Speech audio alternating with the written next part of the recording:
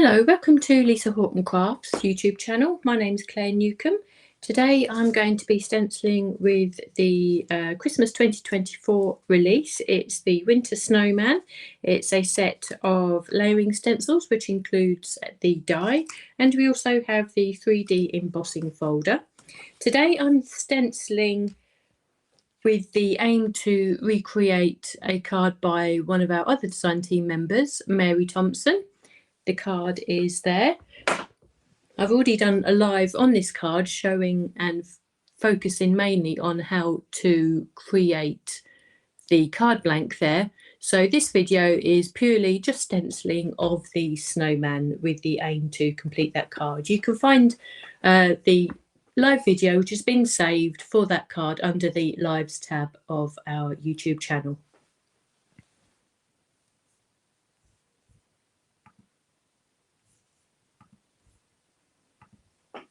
So as I said, today is just focusing mainly on the stenciling of the Winter Snowman. I'm going to be stenciling onto a circle die cut. This has been cut from our nested stitched bubble dies, but any die cut circle will work.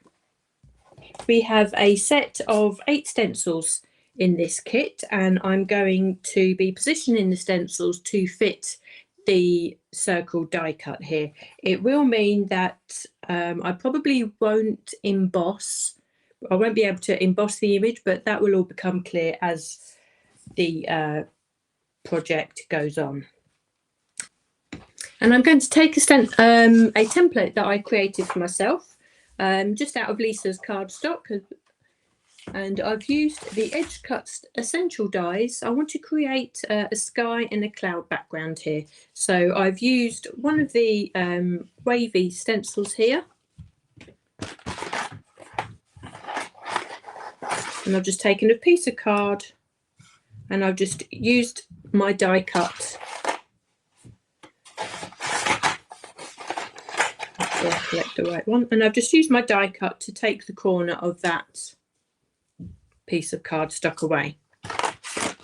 What this will then enable me to do is using the blue ink and a large blending brush, I can just stencil using the template that I made as a mask. I'm not putting too much colour on, but you'll see when I remove the template away, we end up with cloud effects in the sky. I'm just going to move the stencil down and reposition it, and just do the same again, add some more ink, and that, as I continue down the page, moving and adjusting the stencil as I go, so we don't have any two placements the same. This will create a nice cloud background for our snowman. As I say, this card has actually been inspired by another design team member, Mary Thompson. She came up with a clever way to make a card blank. And as I say, you can actually find that video. It's more in depth. Mainly focuses on how the card blank is made. So I've made that cloud scene in the background there, very faint, and I will use this now to stencil my snowman onto. So I can bring my ulti-mate back in, and again I just need to reposition my stencil to make sure the snowman is in the place that I want him. Slightly off center there, and again I'll just reposition my stencil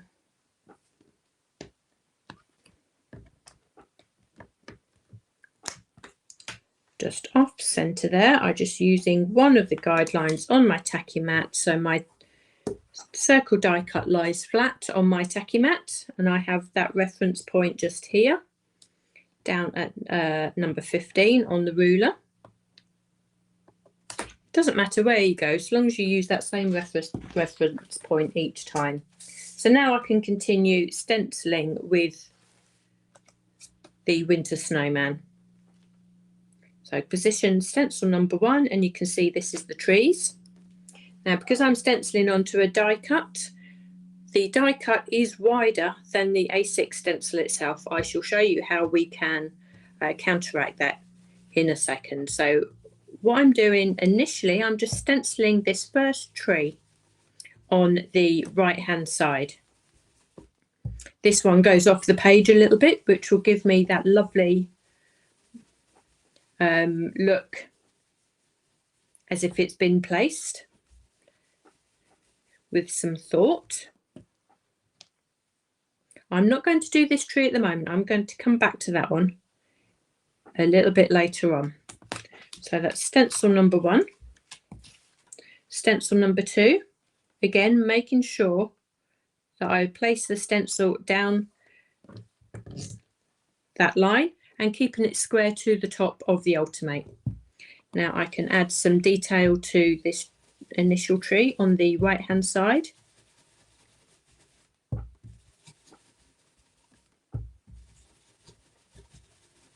I will be leaving this tree at the moment, but if you look closely, there's just a tiny slither in here that relates to our Winter Snowman's hat.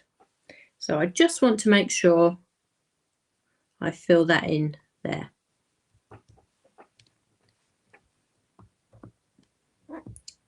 Noticing little details like that, it comes with familiarity with using these stencils, and once you've stenciled this snowman a couple of times, you'll become familiar with all the details. So we have stencil number 3, position in the right place. We have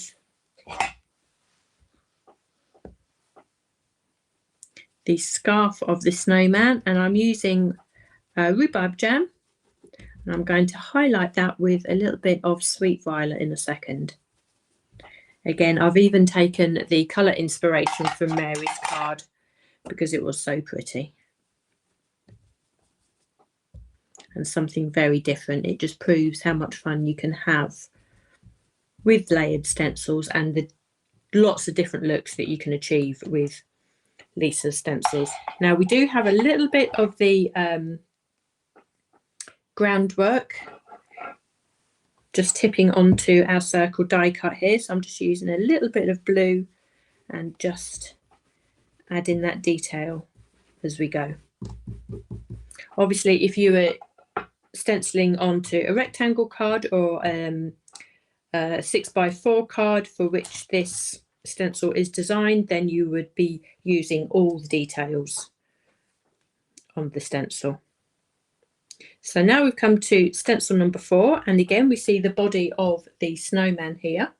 Now obviously snowmen are white, we can't stencil with white, but what I'm going to do, I'm going to use my anthracite ink brush. Now anthracite is Lisa's Cloud 9 matte blending ink, but it's a black ink, but depending on how you use it, it does have a blue tinge. Now I'm not adding any more ink to my brush, but I am just very gently going around the outside of this snowman's body just to create a greyish shadow. Just gives you a hint of where the snowman's outline will be. You really don't need any more than that. You can use blue, you can use other greys, and that will work just fine. Now before I remove that, we do have a section of the hat. So I should come in with my rhubarb jam and add some ink like so. I'm going to make the outer edges a lot darker. Give a sense of dimension on our snowman. And add some purple as well, just to keep that the balance with the scarf in there. Sweet violet actually is a really nice way to shade the rhubarb jam, and vice versa. Actually, they really do work so well together. So stencil number 5. Again, we have a lot more details. We have the hat and we have some of the scarf, so it's a lot more of the rhubarb jam in there. And you'll see that we are able to stencil really nicely over the cloud detail that we've already added.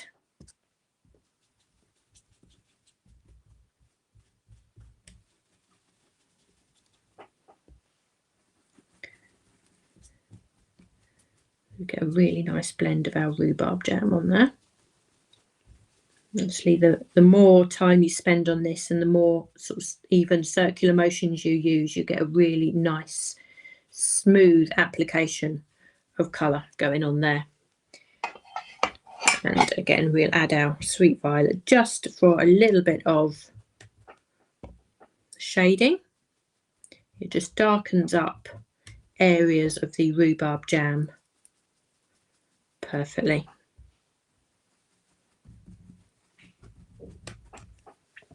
Now, before we move on, we should use tree bark, and we'll add our snowman's arms. And we can put that on nice and heavy.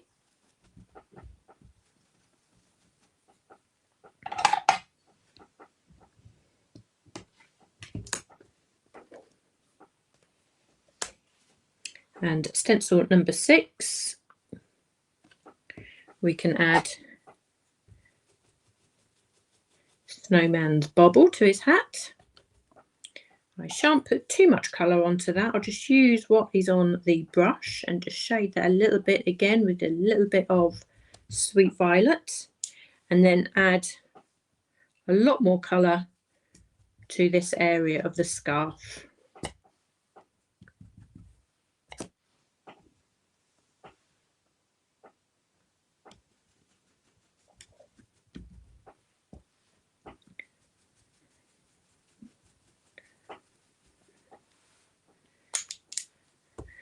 And a little bit of sweet violet as well, not too much this time. I think we'll have the scarf a bit more two-tone. There we are. So stencil number 7, we can add the facial details to our snowman. Also, we have an area of the scarf there, and I think I might go in with sweet violet, just so to say we can have a bit of two-tone going on his scarf, a bit of detail going on there. And I'll just highlight that a little bit with the raspberry rhubarb jam. There we are. So now I can come in with the anthracite actually, and we can stencil in the black coal of his buttons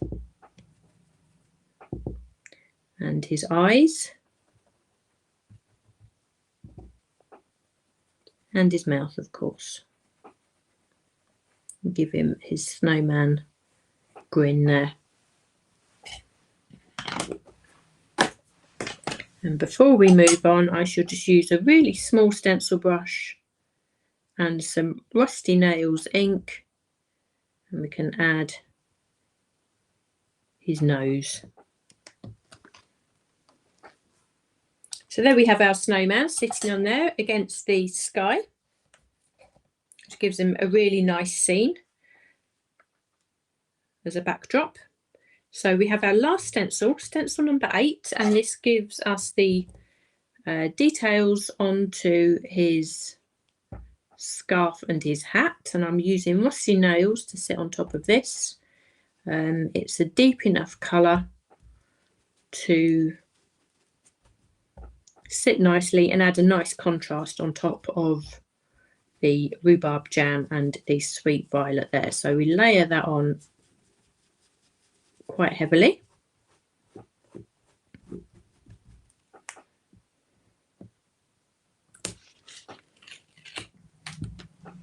And that gives us a nice detail there in his outfit. Now, before we move on, we have this area of the die cut to stencil onto, and we do have a tree, a second lot of trees sitting here. Now, as I said, this die cut is wider than the actual design, but because we're not using the peg system, it does give me the opportunity to place this stencil anywhere. So what I'm going to do, just for the sake of stenciling these trees, I'm not going to go through the whole set again, but so as if I were to stencil this second tree in the position as it was designed, you'll see the design will finish there, but you'll have a blank space going off onto the edge of the die cut, and also you'll have a straight line. So we try and incorporate that. I'm just moving the stencil over so the straight line, or where the edge of the design will be, overlaps the die cut. So you're basically widening the design of the stencil. Now, I wouldn't normally do this. As I say, if your project has been designed to fit on an A6 piece of cardstock, whether it be the right width as a circle or any other shape, obviously if you're using a rectangle shape, then it will fit on there perfectly. But I just wanted to show you a way that you can actually extend that design out, and particularly if you want to stencil onto a square piece of cardstock. Perhaps you want to make a 6 by 6 inch square card.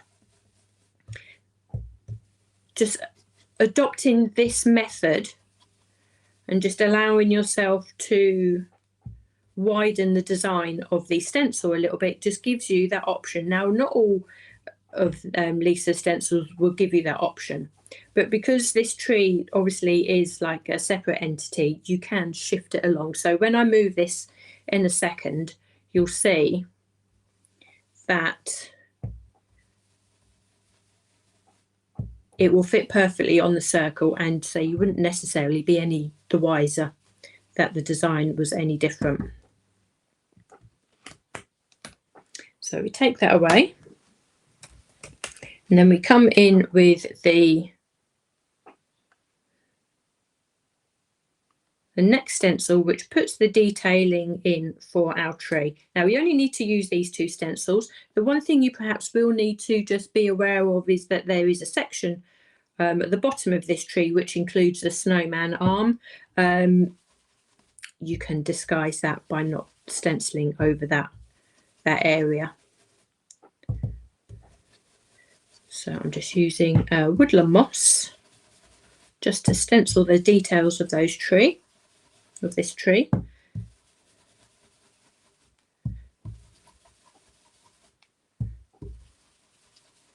Give that a really nice even blend.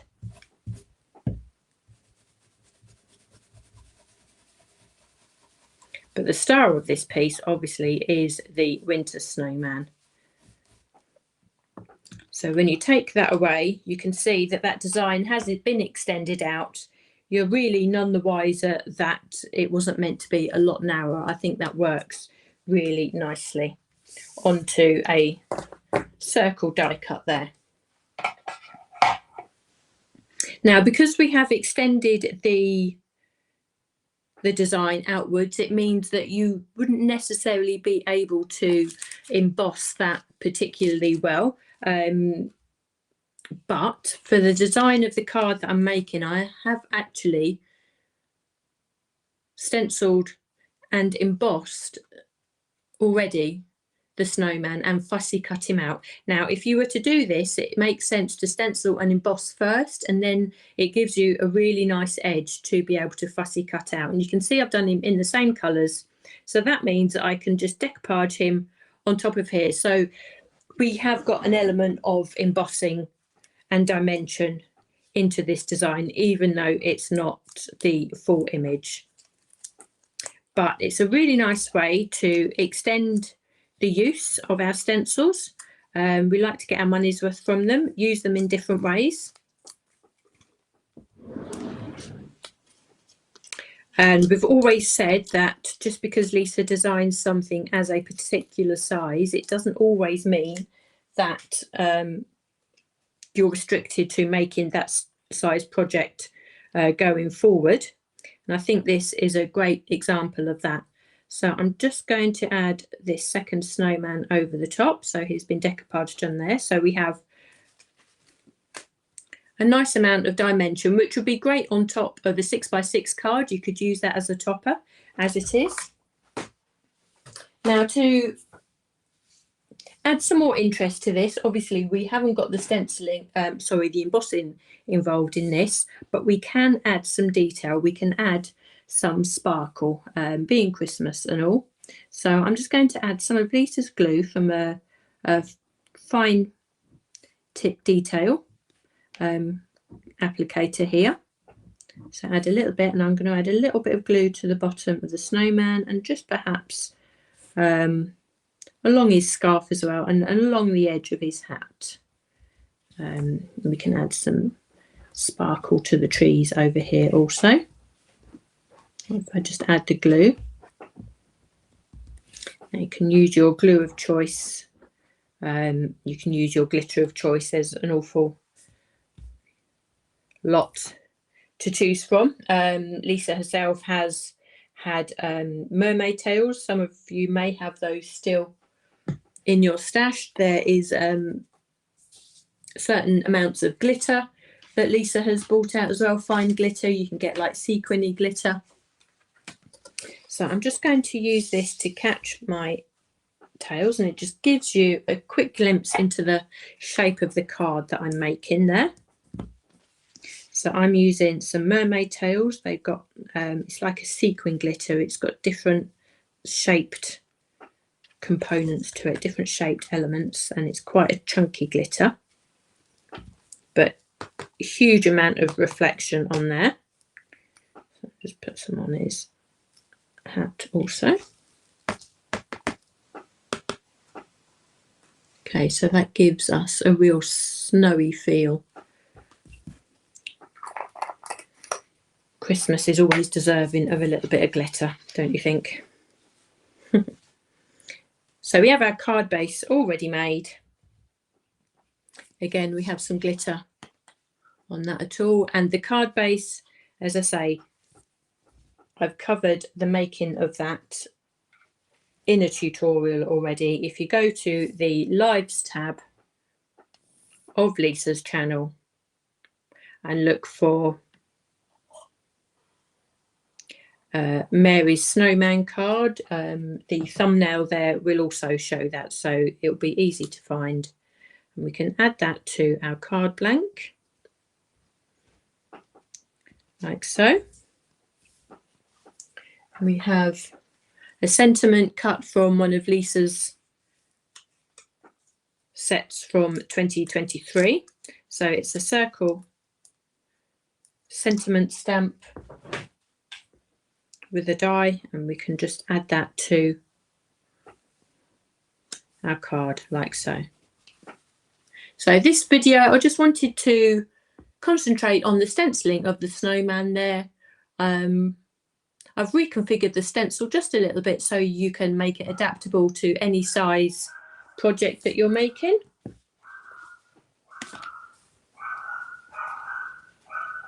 And thanks to Mary for the inspiration in making this card as well for us. Thanks so much for watching today. Hope you enjoyed. Don't forget to subscribe to our channel and keep up to date with all the other videos that we post for you with all the different collections. Take care, and I'll see you again next time.